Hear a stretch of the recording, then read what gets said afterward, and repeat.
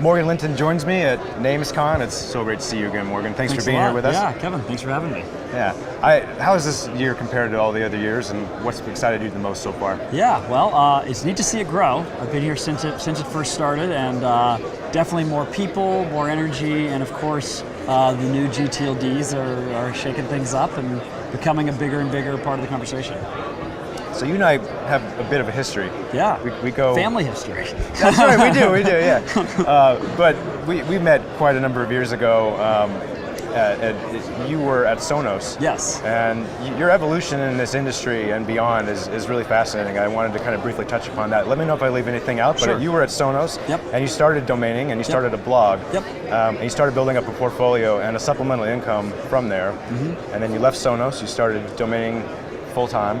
Nope, I never started domaining full-time. Ah, actually. okay. No, I've never aspired to be a full-time Never domainer. started- No, so I left Sonos and went right into starting Fashion Metric. That's right, okay. Yeah. So in between there though, your income started to, your income in domaining My started income in to domaining increase got much bigger exponentially. than I had expected. Right. So yeah, I was making significantly more buying and selling domain names and monetizing than I was at my day job, so to speak. Yeah. And you were a liaison to the startup community at one point as well, being Yep. in Los Angeles, Yep. and you started meeting startups, and you were helping them acquire domains. Yeah. And I Yeah. want to get into that a little bit later, but Sure. then you started Fashion Metric, now Yes. Bold Metrics. Yes. And I want to hear about this evolution into how you basically went from someone who was helping startups acquire domains to founding and running a startup. Yeah, well, I mean, I think the inspiration really started when I was at Sonos, because when I started at Sonos, there were maybe 40 people or so, somewhere in the 35 to 40 range, and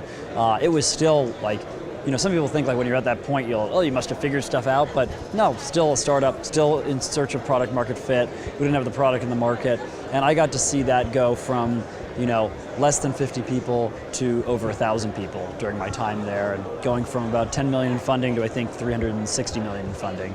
And so seeing that growth and watching a startup scale, that for me was an incredible experience to see, but I realized I was only seeing a sliver of it because I was working and running our sales organizations in Asia, Australia, Latin America, Canada, so I knew this like one niche of the business, but I realized like, wow, it's so neat for the founders because they're able to watch this grow and they're able to see the entire business and how everything interacts together, and that's really where I got the inspiration to realize like, well, I don't know if I really want to work in a specific role in a company. I really would like to start a company and see what it's like to build that team, and that was like kind of what first inspired me to do that. And then, being in LA at a time when the startup scene was starting to really grow, and seeing a lot of that happen, and then being involved with domain names, I got to help some pretty well-known startups get the names they use today. That's right. And then you and your wife, Daina. Yes. Hello to her, by the way. Okay, yeah. You started Fashion Metric. Yes. Can you describe sort of the evolution into how that came to be and how that sort of sprouted? Yeah, so Daina was doing her PhD at UCLA at the time.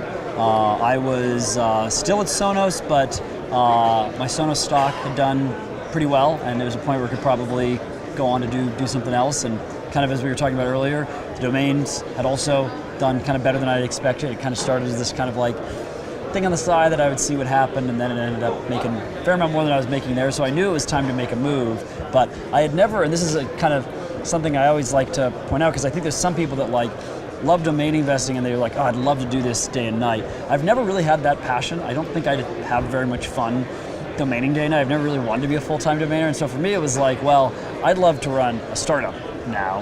And Daina was at a point where she was, in her PhD, doing really interesting stuff, but knew that she also wanted to do something more entrepreneurial. And so we actually just started going to startup competitions. Right.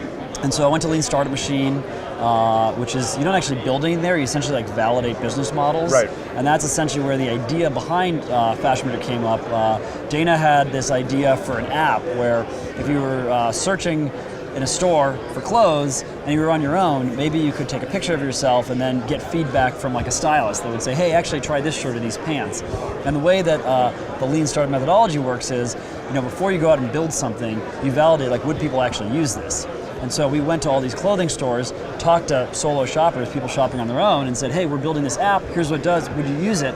And 90% of them said, no, I wouldn't use that. I don't have an interest in taking pictures of myself and sending to a stylist. So that was like fashion advice. That was that first Yeah, thing. and so okay. what you're supposed to do then is, understand, okay, well, maybe you pivot on your the problem. So we didn't want to pivot on the user. The user was still someone shopping for clothes, but we then asked them, okay, well, what's the biggest problem that you have when you're shopping for clothes? And literally 90% of the answers were, it's really hard to find stuff that fits. And boy, I wish I could shop online, but everything fits differently, and all these problems came out all around fit, and we realized, well, there's a big juicy problem that's not really being solved in a great way online. And so went to some other startup competitions and ended up getting discovered by Mark Cuban, who was first money into the company, and awesome. yeah, that was kind of how it all started. Yeah, Congratulations. Didn't quite know it was going to go all that way, but backing up just a little bit, before Fashion Metric, I remember throughout the years, I know that you started merging into more of the startup world. Yeah. You met quite a number of people, again, in Los Angeles, and through some of the meetups and the community events and whatnot, startup events. Can you describe your experience as a liaison? And I know at times you've been a broker, you've helped someone or startups acquire. Can you talk about the experience of working with these startups, some of the pain points they've had? I know some of them have no budgets. Sure, What are some of the things the roadblocks that you had to overcome as someone helping them acquire? Yeah, well, I think there's, first off, most startup founders don't know anything about domain names. And I think that the same is true. Most domain investors don't know anything about startups, and both kind of think they know something about each other. And the startups think that the domain investors are cyber squatters, and domain investors think that all the startup founders are lowballers. And there's actually a happy medium, probably. But I think for startup founders, the confusion is around what happens when the domain name that I want to buy is taken.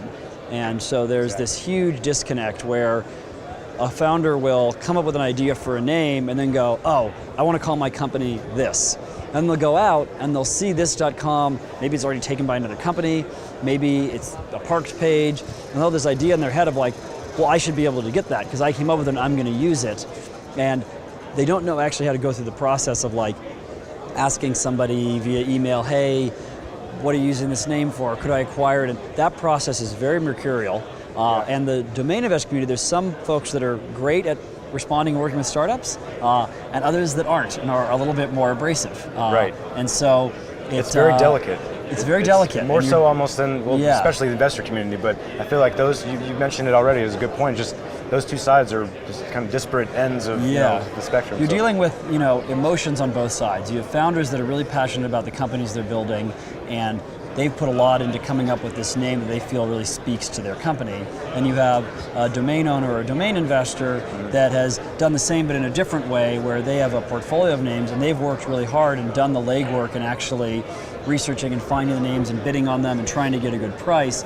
And so, it really takes both sides understanding. So I initially was working with smaller startups and names that were, say, under like $25,000. And for me, really what I found and the deals that I enjoyed the most were really when it was founders that were a little bit more funded and had a little better understanding of like what domain names would sell for. A lot of what I did was like education about the market, because most people don't know what domains sell for. Like they don't know that domains don't just sell for a registration price. They don't know that like last week a particular name sold for $1 million and another name sold for it's like, to them that probably never happens. And so I really focused on founders that had budgets in the 6 or 7 figure range that really kind of had a little bit more of an understanding of, hey, and usually the conversation started, hey, I really want to get this name.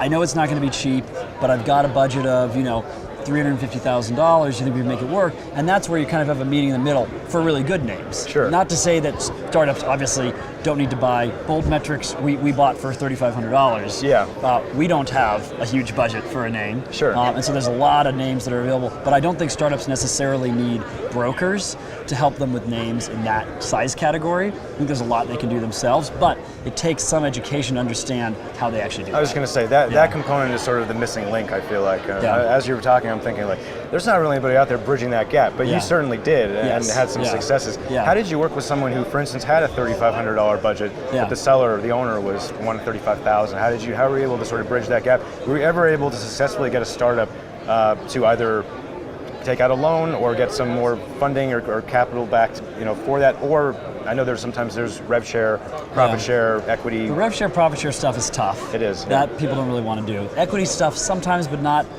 Oftentimes, that's also a little bit too complex. Really, a lot of times, like if the budget was too low, I would usually say like, hey, rather than us trying to go back and forth with a domain owner, why don't we just look at names that are in your price category? And that's why I've always been a huge proponent of twoword.coms. That's why we're branded on twoword.com. I think those represent really great opportunities for startup founders in a sub $10,000, even sub $5,000 range. And so what I usually say is, when you want to get a bigger name, you can do it, but don't fool yourself into thinking that you can be this big juicy oneword.com when you have like a $25,000 less budget. And so It's really, a lot of it was like just coaching people into being realistic, and rather than getting upset with domain owners and going, oh, well, they're asking for this ridiculous price, know that it's an asset class. And just like the example I always give is like, well, when did your parents buy their house? And like, in the 70s. I'm like, cool, what do you think they paid for? Like, it's like $150,000. I'm like, what's their house worth now? 1.5 million. I'm like, well, how would your parents feel if I said, look, I'll give you $150,000 for your house? It's a great analogy. And so they'd always go, oh, well, and I'm like, it's the same thing. And I bet your parents like researched houses then and looked at the neighborhoods, and domain investors don't just randomly buy names. They research them, they put their time into it. There's a holding cost to them, to the whole portfolio. There's a lot of risk the domain investor takes, and that side's not seen as much by startups. And so having them see that side of the equation and understand, okay, maybe the name you want is going to be out of your budget now, where do you start, and getting people in more of a kind of like realistic mindset around what they can actually get for their money. Has anyone ever come back and maybe they had that sub $10,000 budget, but they've come back to you and said, we just got Series A round funding, for instance, and now we have X amount of dollars to play with. Let's go after that one that we couldn't get before. And I've helped a number of people in that exact scenario. Nice. And we've gotten some pretty stellar. So going back a little bit more in time now, in terms of just your experience in the domain community, you've had, I was going to say handbook, that's not the right word, but you've had tutorials and ebooks that you've made, guides that you've created, really in the early days. I was going to say, it's a long time since I've done it, but but it was just some of the early stuff. Really not only successful just as something that was distributed and read, but understood and really helpful to a lot of people. And what kind of information would you impart now on those that are either new to the industry or those that are kind of looking in from the outside? Well, I always, like with anything I've done, whether it's domain names or startups or I started some angel investing, I always like to look at people that are already doing it. And so for me, it was like when I got started in the domain industry, I was going to domain conferences and talking to people like Michael Berkins and Mark Kuba and Frank Schilling and all these guys that like were way, way light years ahead of anywhere that I was, but that I could really learn from. And I think that's the key in any kind of education space. Like when I wrote my book, which was, I don't know, maybe 8 years ago or something like that. Right.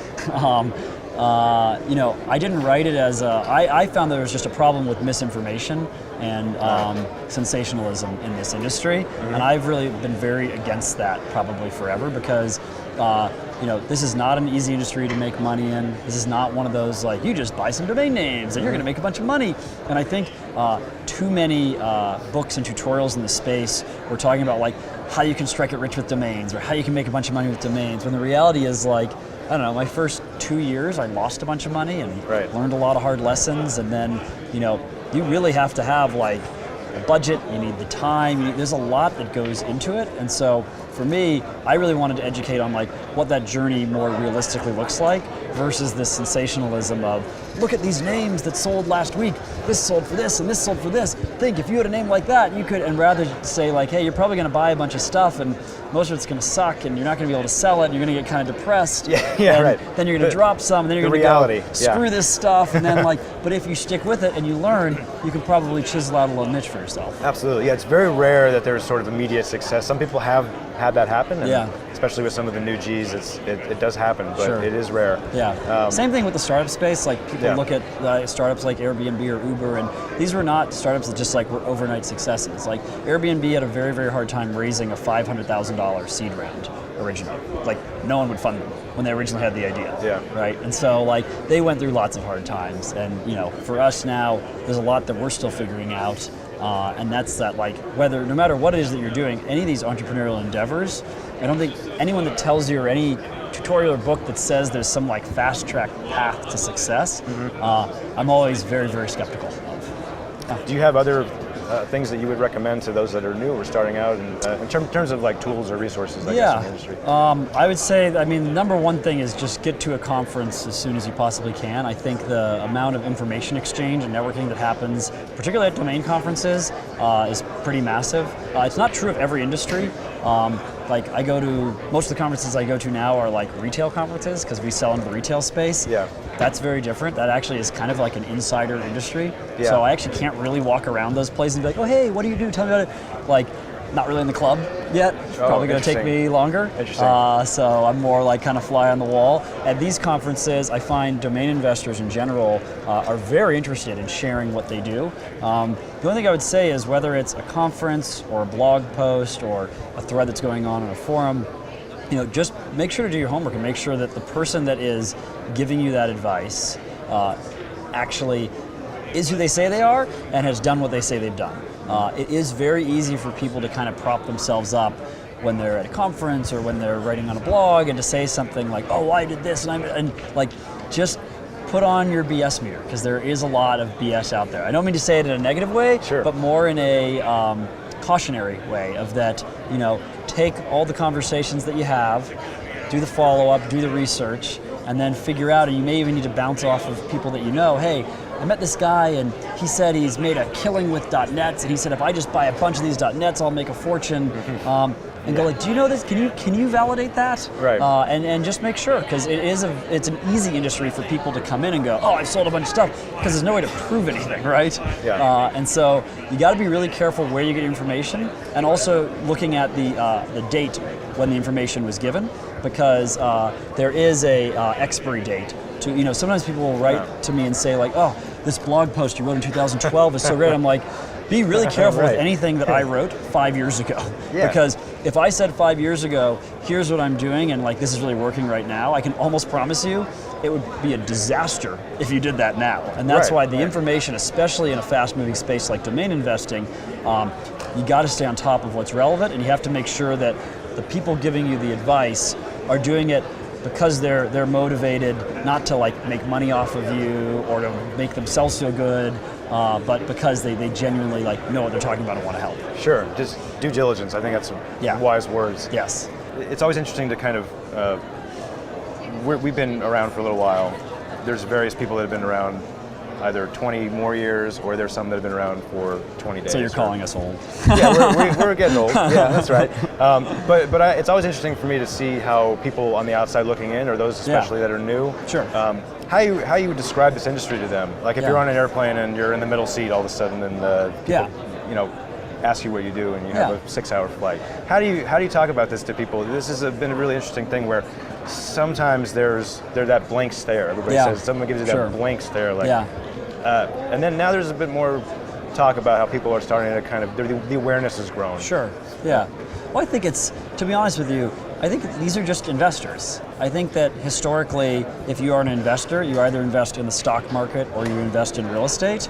Right. But like, the internet's been around for a while, this stuff has all evolved, and so I think it's really just looking at domain names as a new asset class. So usually I explain to people, this isn't necessarily a bunch of startup people, or even some people are entrepreneurs, but not everyone's really entrepreneurs even as well. It's really investors, and it's just like, where do you want to invest your money? And whether you invest in real estate or the stock market or domain names, similar process, which is educating yourself on the space and learning, hey, how can I make investments that give me kind of a meaningful ROI? I think this is just possibly one of the least known investment spaces, and probably the most misunderstood. Morgan, thanks so much for joining us. Great. Appreciate your time, and it's great to see you as always. Yeah, absolutely. Thanks so much. I appreciate it. Thank you.